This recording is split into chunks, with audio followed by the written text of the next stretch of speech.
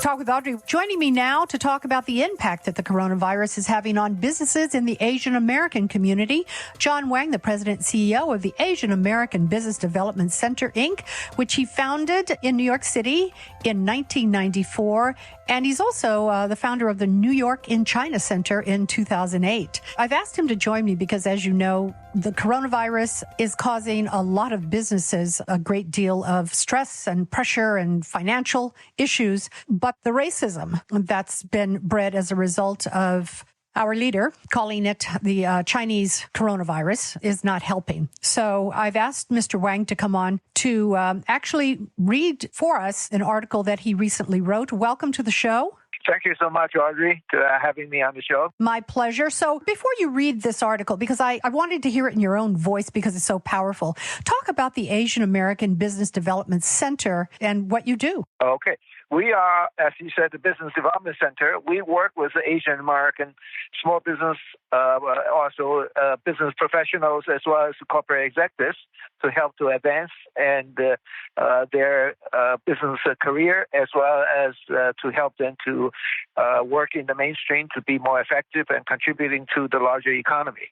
And which, as you know, many Asian American businesses have been doing that at least for the last 30 years in the larger community of business. So you're in touch on a daily basis with Asian American owned businesses. Yes, we are, and that we have been watching very closely, especially when this coronavirus came on board to the United States. So we have been watching, with a great increasing alarm, how the city, well, not only just offers Asian American business, but then the larger business community having an increasingly hard time because people are staying away from many of the restaurant, bars, and eateries. And especially in Chinatown. Am I correct about that? Yes, I think both in New York City, of course, there's Chinatown in Manhattan and Flushing in Queens, as well as Sunset Park in Brooklyn. And all three Chinese American community are devastated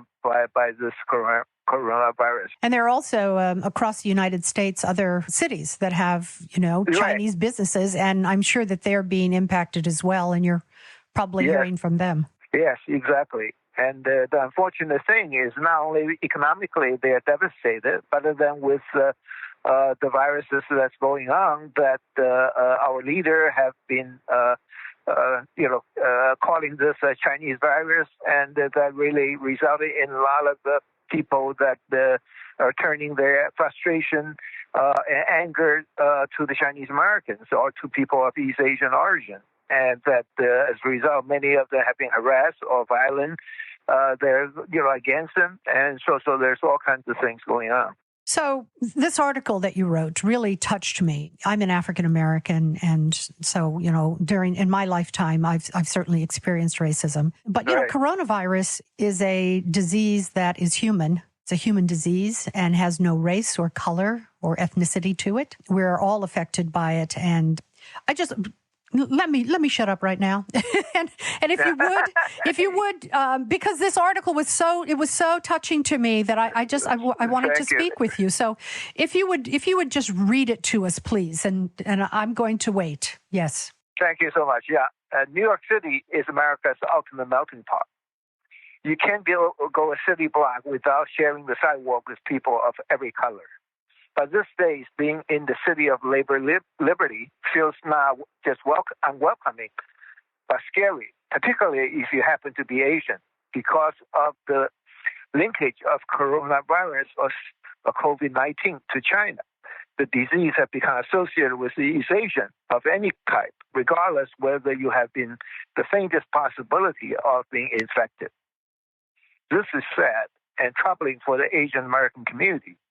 As the founder of the Asian American Business Development Center, which has made New York City our home for over 2 decades, I share the feelings of being targeted and unfairly blamed.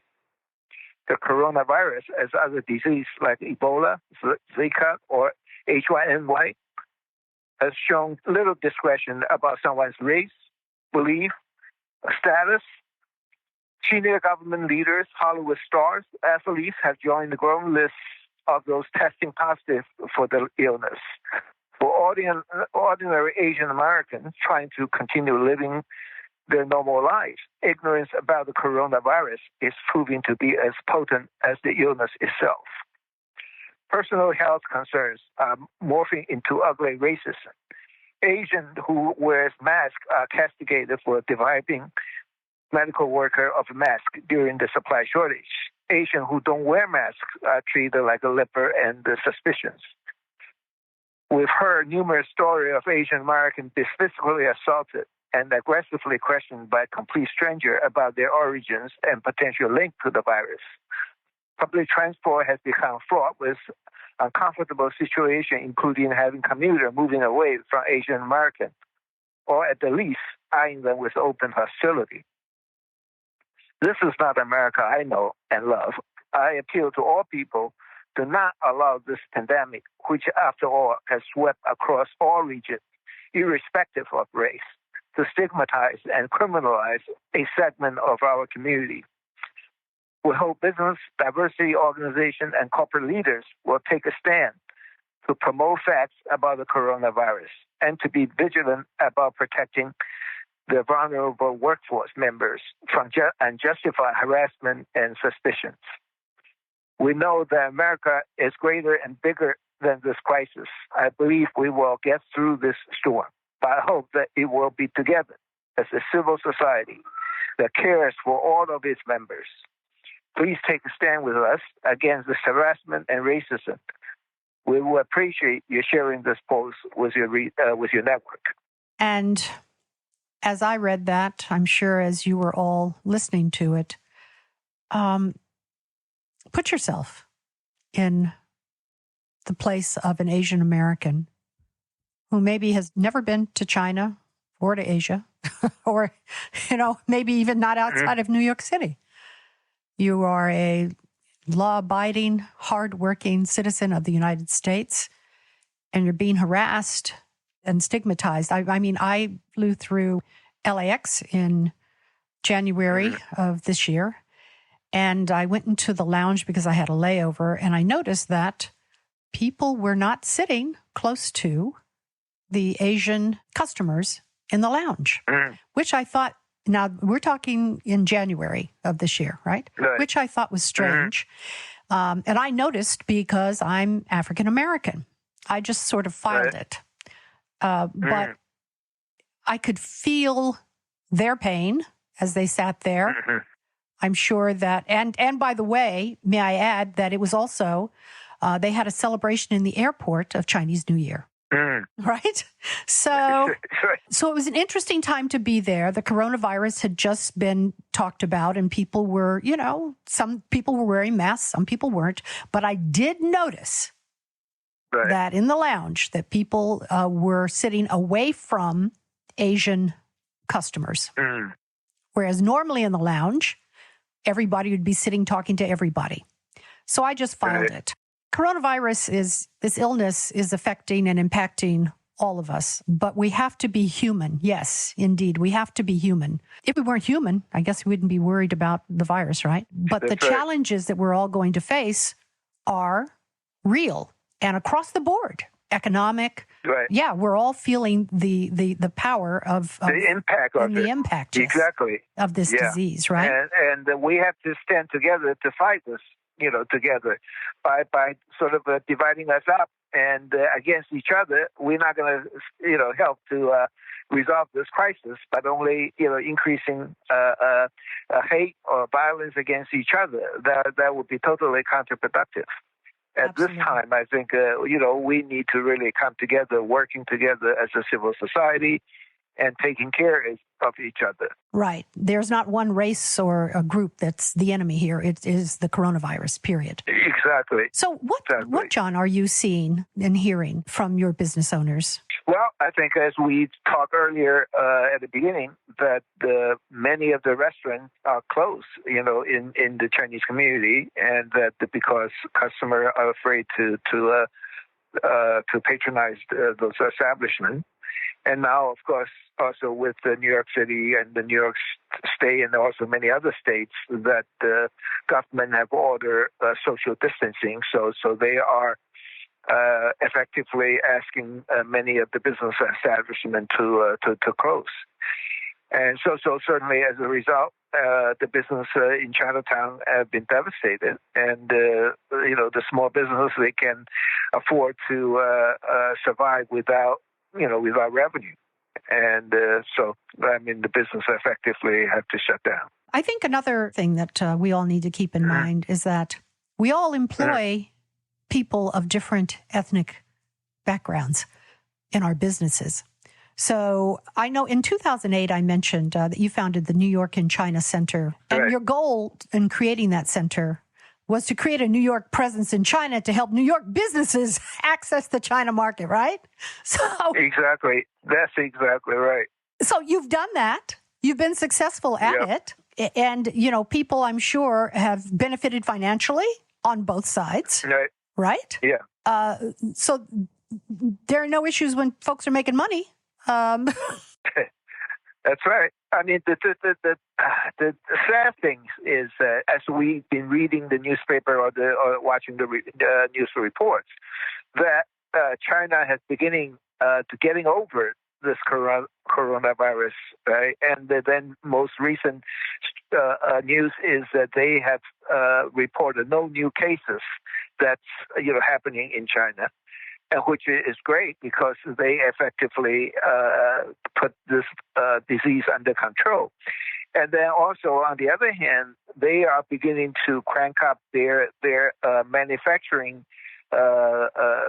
facility and the production. So they are beginning to producing important medical supplies that we need very much: masks, gowns, and some of the medical supplies that we need. And instead, we are, the two government and the sort of sniping at each other. They need to really start working together. And then, we are so short supply of all this important medical supplies that we need here. And then I think that China could very well supply us, with the mask for to begin with, for hospital, for doctors, for nurses, and then also for the citizens, and also the equipment that we will need in the hospital to treating all the patients. And those are the things that we need to really focus on and try to bring those supplies here to help us combat the disease. The other thing I think we're all learning, John, is that we are so interdependent on one another. The worldwide economy, one economy is really, supports the other. And we all need to get past, whatever issues we might have and fight the real enemy in this case, which is coronavirus. And it's killing Chinese Americans. It's killed Chinese. It's killing Italians. It's killing Americans. It's killing Indians. It's killing people. Children, men, women, it's indiscriminate. Again, guys, I wanted you to hear from Mr. Wang because, again, the article I found very touching and a reminder of just how interdependent we all are. Exactly. I mean, I think, you really put a right point your finger right at the button. You just, for example, iPhone. The iPhone is manufactured, is American product, right? American brand. But then the different parts within the iPhone were made in so many different countries. As that without all this supply chain in the different countries that putting, together this thing, we wouldn't have a iPhone. Same thing as with a lot of other products too, whether airplanes or automobiles, and a lot of things that we're using on a day-to-day basis are coming, from different countries that putting together. Maybe China, ultimately putting a lot of different parts together, but they don't produce everything. But it's really the global, supply chain that helping, producing all these goods that we're using on a daily basis. And so really, we can't forget that we really are so much interdependent on each other, and that's the only way we can all, benefit and all prosper. We cannot just in this day and age live alone only by ourselves, producing only things for ourselves. That's not going to work. No, it isn't. So tell me then, what is the Asian American Business Development Center doing to inform the local Asian American businesses about business assistance due to the loss of business? Yeah, we have been reaching out to many of the business leaders in the business community and the major business organizations. We want them to first be aware of the situation that with the small business and with also Asian American employees that are working in the larger corporations, so what they are facing on the social, daily basis, the harassment and racism against them. So we want them to also stand with us and help to fight this racism. And then at the same time, we're reaching out to all the community organizations. We reach out to the African American groups, to the Hispanic American organizations, and because I think we many times are facing the same issue of racism, and that we need to stick together and stand together to fight this. And so we are I'm glad that I'm getting the response from many of the minority groups that express their support for this issue. I'm really grateful and appreciate their support. That's good, and I hope that others will follow my lead as well. The other thing, if you think about it, any one of us can become a minority at any point in time. So this isn't exclusive to, it just depends on right. who's being targeted, right? So exactly. Who knows? Maybe tomorrow it's people with brown hair. Who knows? Seriously, if you just think about it, we all depend on one another. We are interdependent, and COVID-19 is a human disease. It chooses no race, color, creed, religion, So, Exactly. Right. And then so I think, unfortunately, of course, the political leaders are not helping, and they are making these comments that create this false impression, misleading people. And then as a result, then you have a lot of this type of, misinformed and the people that misdirect their anger towards the Asian American. And that's just so unfortunate. I agree. Well, guys, you can go to the website, theadamsreport.com, and see Mr. Wang's article and forward that to your friends and family members. Let's put a human face on this issue. No one should be targeted for creating or starting or anything, any disease. This is a human situation. We don't talk about cancer in the same way. We don't talk about the flu in the same way. We don't talk about, diabetes, all these things. I mean, come on, this is a human disease. John, where can people go for information?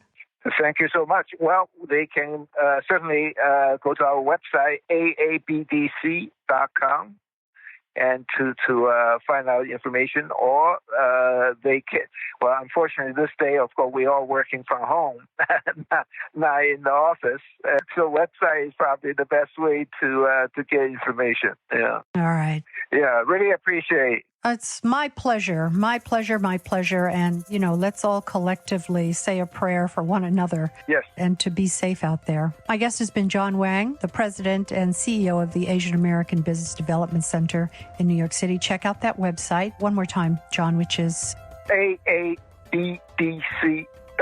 Wonderful. Thank you so much for joining me. Thank you. My pleasure.